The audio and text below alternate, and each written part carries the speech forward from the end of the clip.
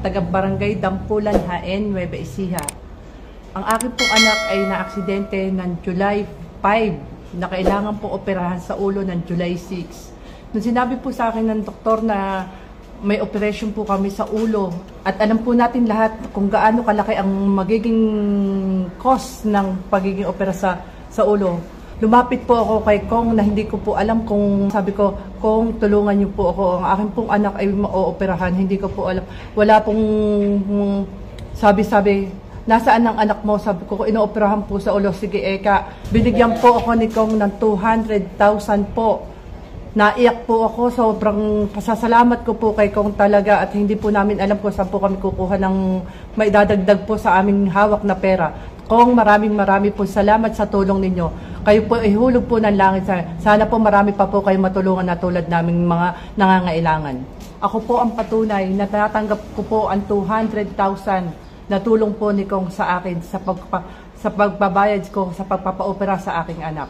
Kong Emeng, maraming po salamat po. Pinapatunayan ko po yung fake news na hindi daw po totoo. Natanggap ko po ng buong-buo ang 200,000 nyo po. Maraming po salamat. Si Marjorie Gingon, nakatira sa Papaya, San Antonio, Nueva Ecija. Kapatid ko po si Christine Reyes, isa sa natulungan ni Kong Emeng na cancer patient po. Malaking tulong po ang binigay ni Kong Emeng sa kapatid ko.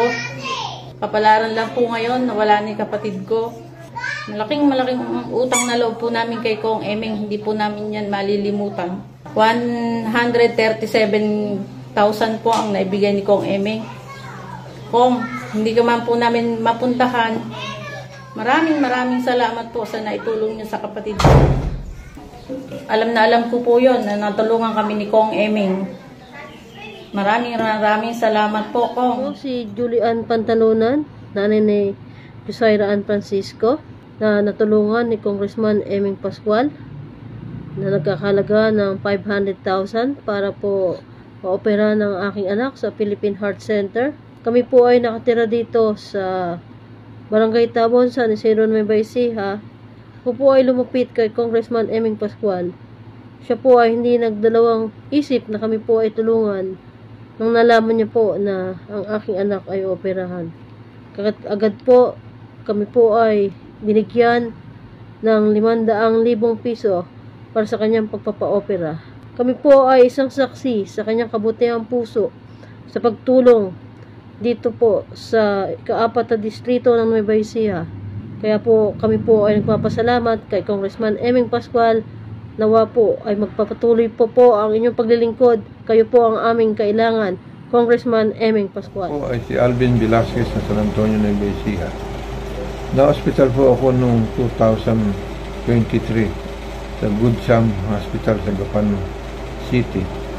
Lumapit po ako kay Congressman Emeng Pascual at ako po ay kanyang natulungan na bigyan ng 200,000 para sa pagkaka-hospital ko. Maraming salamat po. Maraming salamat, Congressman Emeng. Ako po si Melody Yabot po, na isa po sa natulungan ni Kong Emeng, taga Papaya, San Antonio po. Apo, June 2024 pa po. Natulungan po niya ako ng 250,000 po dahil yung sa baby ko po. Sa Good Samaritan po, Cabanatuan. Kaya hindi tayo makakabayad ng halos milyon na ginastos namin sa ospital. Isa talaga sa nakatulong sa amin si Kong Emeng. Kaya malaki yung utang na loob namin sa kanya. Kami ng buong pamilya ko. Salamat po, Kong. Kung di dahil po sa inyo, baka po hindi nakalabas yung app ko noon sa ospital. Hindi man po siya nabuhay, ginawa naman po namin lahat ng magagawa namin para sa kanya. Salamat po, Kong. Maraming salamat po. Pala ay si Lirio Angeles Francisco, isa po akong person with disability. Taos-puso po ako nagpapasalamat sa inyo dahil isa po ako sa dami ng taong natulungan nyo dito sa ika-4 na distrito sa Nueva Ecija. Ako po ay na-ospital noong October 6, 2024 at ako po ay na-ICU sa Good Samaritan Hospital. Meron po akong seizure disorder at nabigyan niyo po ako ng halagang 100,000 na tulong mula sa inyo At natanggap ko po yon at nakalabas po kami sa ospital sa pamamagitan nyo po ng tulong na naibahagi nyo sa amin.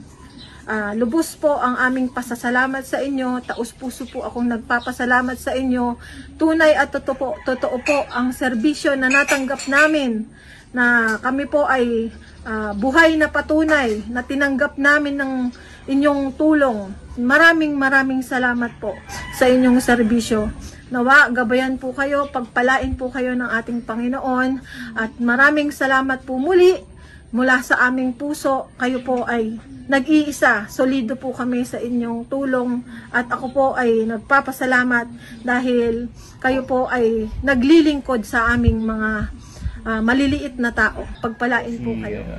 Lodimer Garcia, nakatira po ako dito sa Santo Cristo, San Antonio, Nueva Ecija. Naoperahan po ako nung kamakailan lang dahil sa aking puso, bypass operation. Natuloy po yung operasyon ko dahil po kay Congressman Emeng. Ako po yung nagpapasalamat sa kanya ng buong puso sa pagkakagawa po ng operasyon para sa akin. 500,000 na ibinigay nyo para ako'y maoperahan sa puso. Maraming salamat po sa inyo. Hindi ko po agad nagawa ito dahil sa medyo hirap pa ako. Buti po ngayon ito medyo maganda na yung aking pagsasalita. Medyo maginhawa na po ako. Marami pong salamat. Hindi ko po makakalimutan lahat ng tulong na ibinigay nyo sa akin.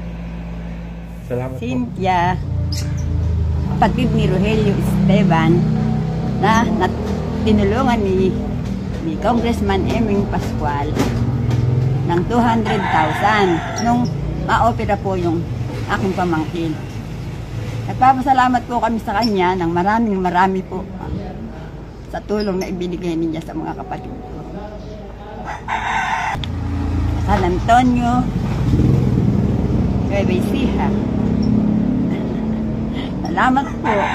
Maraming salamat po. Ako sa nanay na anak na may sakit sa puso na natulungan ni Kong Emeng sa kanyang binigay na 500,000. Gumaling po yung anak ko. Kami po ay taga Papaya, San Antonio, Nueva Ecija. At ito po ang katunayan na open heart na po yung anak ko. Siya po si Elise Madison Rus, na 6 years old po. Maraming salamat po Kong Emeng sa binigay niyo tulong. Magaling na po ako. Maraming salamat po. Hindi lang po yung anak ko, pati po yung nanay ko po, natulungan niya po. Isang tawag lang po talaga kay Kong Emeng. Talaga po hindi kami binaliwala. Talaga po kami tinulungan. Maraming salamat po Kong Emeng. Sana po kayong magsawang tumulong sa ibang kababayan po natin. Love you po Kong Emeng.